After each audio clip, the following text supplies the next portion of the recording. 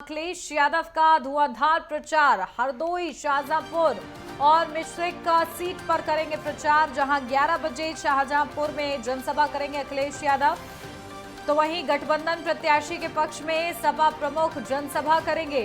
तो प्रत्याशी ज्योत्सना कश्यप के पक्ष में जनसभा होगी। हरदोई में भी जनसभा करेंगे अखिलेश यादव। सपा प्रत्याशी उषा वर्मा के समर्थन में जनसभा होगी और दोपहर 1:30 बजे लखपेड़ा मैदान में जनसभा करेंगे। तो सीतापुर की सीट पर भी प्रचार करते हुए नजर आएंगे। सपा प्रत्याशी संगीता राजवंशी के समर्थन में प्रचार होगा और दोपहर 2:30 बजे संडीला में जनसभा होगी। तो सपा अध्यक्ष अखिलेश यादव की भी ताबड़तोड़ जनसभाएं प्रचार प्रसार में जुटे हुए नजर आएंगे, जिस दौरान वो गठबंधन के प्रत्याशी के लिए भी वोट की अपील करेंगे, तो सपा प्रत्याशी के लिए भी वोट की अपील करते हुए नजर आएंगे। 11 बजे शाहजहांपुर में जनसभा करेंगे अखिलेश यादव। गठबंधन प्रत्याशी के पक्ष में सपा प्रमुख की जनसभा होगी। प्रत्याशी ज्योत्सना कश्यप के पक्ष में जनसभा। हरदोई में भी जनसभा को संबोधित करते हुए अखिलेश यादव नजर आएंगे।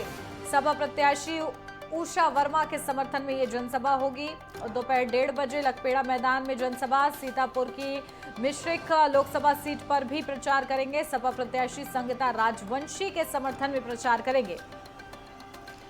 तो लगातार अब बारी चौथे चरण की है और 13 मई को मतदान होने चौथे चरण के लिए, और इसके लिए सभी राजनीतिक दल मैदान में डटे हुए नजर आएंगे। और जैसे ही तीसरा चरण, क्योंकि कल ही संपन्न हुआ है, और इसी के साथ अब चौथे चरण की तैयारियों के लिए पूरी ताकत लगाते राजनीतिक दल नजर आ रहे हैं।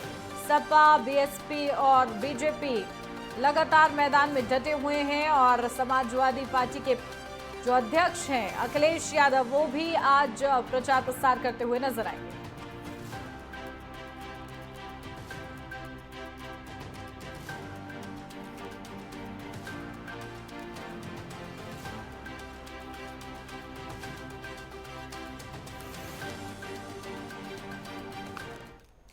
अपडेट ले लेते हैं, हमारे संवाददाता जुड़ गए हमारे साथ हरदोई से दीपक। दीपक, क्या कुछ अपडेट मिल रही है? हरदोई में आज बड़ी जनसभाएं हैं, सपा अध्यक्ष भी पहुंचेंगे, क्या कुछ अपडेट? अध्यक्ष अखिलेश यादव का कार्यक्रम यहाँ पर 2 जगह लगा हुआ है।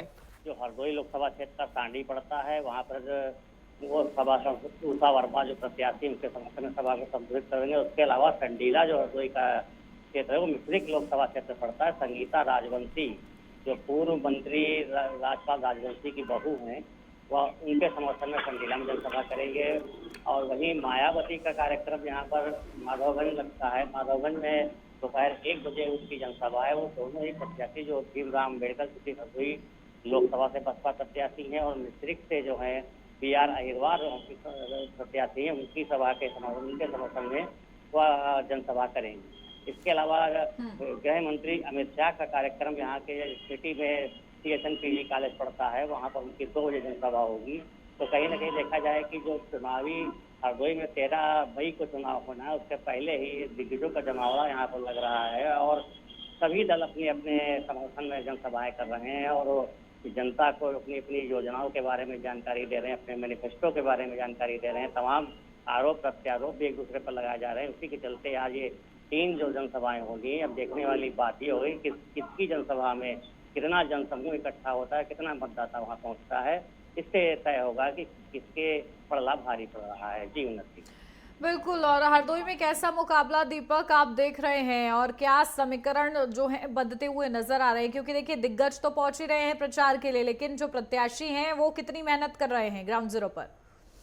जी आपको बता दें कि हरदोई में जो दोनों सीटें हैं, मिश्रिक और हरदोई, यहाँ पर जो वर्तमान में सांसद है मौजूदा भाजपा से, उनको ही टिकट दिया गया है। उसमें सबसे बड़ी बात ये आ रही है कि चूंकि ये चुनाव जो है लोकसभा का, ये मोदी के चेहरे पर लड़ा जा रहा है और जो जनता भी, जो आम पब्लिक है, जो वोटर है, उसका ये कहना है कि दोनों ही सांसद क्षेत्र में दिखे नहीं है। उनके उनमें रोल तो है, लेकिन चूंकि सवाल जहाँ पर नरेंद्र मोदी और योगी आदित्यनाथ का है, तो वोटिंग वो भाजपा के नाम पर करेंगे। वहीं दूसरी ओर अगर देखा जाए तो गठबंधन से उषा वर्मा समाजवादी पार्टी से हरदोई लोकसभा के प्रत्याशी हैं और संगीता राजवंशी मिश्रिक से।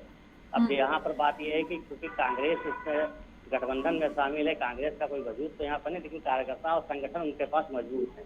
तो कहीं ना कहीं ये देखा जा रहा है कि जो इससे जो है काफ़ी उनको बल मिल रहा है समाजवादी पार्टी के जो प्रत्याशी हैं।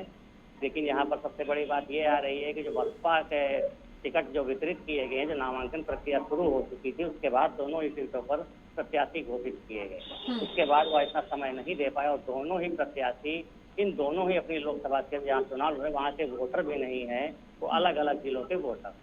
अब मिश्रिक लोकसभा की अगर बात करें तो 3 जनपदों में मिश्रिक लोकसभा क्षेत्र आता है। उसमें 3 विधानसभाएं हरदोई की हैं, एक मिश्रिक है जो सीतापुर जनपद में आती है और कानपुर देहात की बिलगांव। तो 5 विधानसभाएं ये मिश्रिक लोकसभा में है और हरदोई की 5 विधानसभाएं हरदोई लोकसभा क्षेत्र।